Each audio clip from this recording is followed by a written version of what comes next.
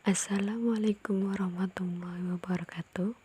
Hai teman-teman semua, pada kesempatan kali ini kita akan belajar mengenai perkembangan filologi di negara Timur Tengah yang akan dibawakan oleh kelompok 3 kelas SPI 4C dengan dosen pengampu Ibu Vika Hidayani SHUM.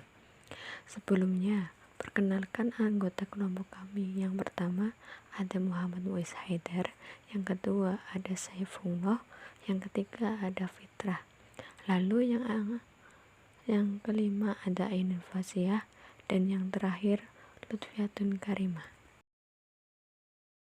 Sejarah awal kelahiran ilmu filologi di Timur Tengah. Negara-negara di Timur Tengah mendapatkan ide filsafat dan ilmu eksakta, terutama dari bangsa Yunani kuno yang semenjak zaman Iskandar Zulkarnain telah menemukan budaya di Mesir, Syria, dan beberapa tempat lainnya. Nah, sejak abad keempat, beberapa kota di Timur Tengah telah memiliki perguruan tinggi seperti pusat studi berbagai ilmu pengetahuan yang berasal dari Yunani, seperti Gaza sebagai pusat oratori, Beirut dalam bidang ekonomi, Edessa dalam bidang kebudayaan Yunani pada umumnya. Demikian pula di Antioch, oleh karena kota Edessa pada abad kelima dilanda perpecahan Grejani, maka banyaklah ahli filologi yang berasal dari kota itu berpindah ke kawasan Persia. Selanjutnya, perkembangan ilmu filologi di Timur Tengah. Pada zaman dinasti Abbasiyah, dalam pemerintahan Khalifah Mansur, Harun al-Rashid, dan pemerintahan Ma'mun, studi naskah dan ilmu pengetahuan Yunani makin berkembang. Dan puncak perkembangan itu dalam pemerintahan Ma'mun. Pada masa itu dikenal 3 penerjemah, yaitu Kusta bin Luko, Hunain bin Ishaq, dan Hubaishi.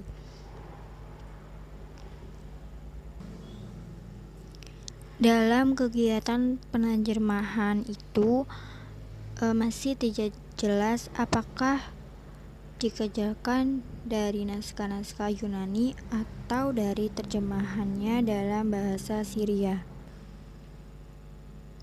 Dari ketiga penerjemah itu, Hunain adalah orang yang paling luas ilmu pengetahuannya. Ia menguasai bahasa Arab, yaitu bahasa ibunya, Yunani, dan Persia. Metode filologi dipergunakan pada abad ke-9 di kawasan Timur Tengah. Di samping melakukan telaah terhadap naskah Yunani, para ahli filologi di kawasan Timur Tengah juga menerapkan teori filologi terhadap naskah-naskah yang dihasilkan oleh penulis-penulis dari daerah itu. Dengan kedatangan bangsa Barat di kawasan Timur Tengah, membuka kegiatan filologi terhadap karya-karya, sehingga isi kandungan naskah itu dikenal di dunia Barat dan banyak yang menarik perhatian para orientalis Barat. Khalifah Harun al-Rashid adalah keluarga berkamit ke keluarga bangsawan Persia yang menjadi Perdana Menteri Abbasiyah sejak masa Khalifah al-Ahmadi, yang pertama kali mempelopori upaya penerjemahan naskah-naskah Yunani ke bahasa Arab. Bahkan dinasti Abbasiyah juga membangun observatorium astronomi di Bait al-Hikmah. Akhirnya Bait al-Hikmah dihancurkan pada tahun 1258 saat invasi Mongol. Sebanyak 400.000 manuskrip berhasil diselamatkan ke Azerbaijan. Bait al-Hikmah juga telah menginspirasi tumbuhnya perpustakaan besar lain di seluruh penjuru dunia Islam. Bahkan Perpustakaan Fatimiyah di Kairo pun pada akhirnya diberi nama serupa, Bait al-Hikmah. Dalam lembaga ini banyak naskah Yunani diterjemahkan ke dalam bahasa Syria dan selanjutnya ke dalam bahasa Arab. Kota Hara di daerah Mesopotamia pernah menjadi pusat studi naskah Yunani. Penduduknya dikenal dengan bangsa Sabean, termasuk suku yang tergolong kuno, mahir dalam bahasa Arab. Oleh karena itu, di kota ini banyak dipelajari tulisan Plato, Ptolemeus, dan Galean, dan naskah-naskah itu banyak yang diterjemahkan ke dalam bahasa Syria dan bahasa Arab. Pada zaman dinasti Abbasiyah dikenal ada 3 penerjemah handal yang saat itu. Salah satunya adalah Hunain, yang melakukan banyak hal dengan mendata naskah-naskah yang diterjemahkan maupun yang belum diterjemahkan. Timur Tengah dikenal memiliki dokumen lama berisi nilai-nilai agung. Sebelum kedatangan Islam, Timur Tengah telah memiliki karya sastra yang mengagumkan. Setelah kedatangan Islam pun, karya sastra mistik Islam berkembang maju. Kedatangan bangsa Barat di kawasan ini menyebabkan karya sastra mereka dikenal dunia Barat. Meluasnya kekuasaan dinasti Umayyah ke Spanyol dan Andalusia membawa ilmu pengetahuan Yunani yang telah diserap bangsa Arab kembali ke Eropa dengan baju Islam. Hingga bahasa Arab dipelajari sebagai alat untuk mempelajari naskah-naskah yang ditulis dalam bahasa tersebut. Akan menyimpulkan dari materi yang disampaikan tadi tentang sejarah perkembangan filologi di Timur Tengah.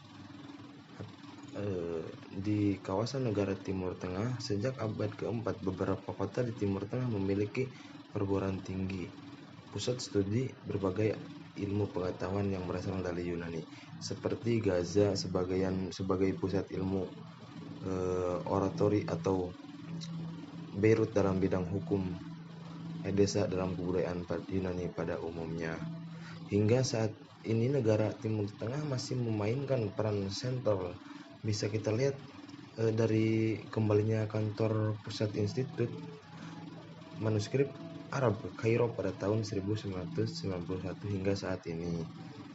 Bangsa-bangsa di Timur Tengah juga dikenal sebagai bangsa yang memiliki dokumen lama yang berisi nilai-nilai yang agung seperti karya tulis yang dihasilkan oleh Arab dan bangsa Persia. Nah, pada abad ke-17, teks klasik Arab dan Persia di Eropa telah dipandang mantap, terutama di Cambridge dan Oxford. Selain naskah Arab dan Persia, di sana juga ditelaah pula naskah-naskah Turki, Ibrani, dan juga naskah Syria. Ada studi keilmuan ada juga studi keilmuan di Paris mempelajari naskah-naskah dari Timur Tengah oleh ahli dari kawasan Eropa, serta dari sini juga lahirlah ahli orientalitas Eropa terkemuka dan terbitlah karangan-karangan bermutu mengenai karya tulis penulis kawasan Timur Tengah. Kemudian datang juga kedatangan bangsa Barat di kawasan Timur Tengah membuka kegiatan filologi terhadap karya-karya tersebut, sehingga isi kandungan naskah-naskah itu dikenal di dunia Barat dan banyak yang menarik. Akibatnya banyaklah teks yang mereka teliti serta naskah yang mengalir ke pusat-pusat studi dan koleksi naskah di Eropa. Demikian presentasi kelompok kami, kurang lebihnya minta maaf. Wassalamualaikum warahmatullahi wabarakatuh.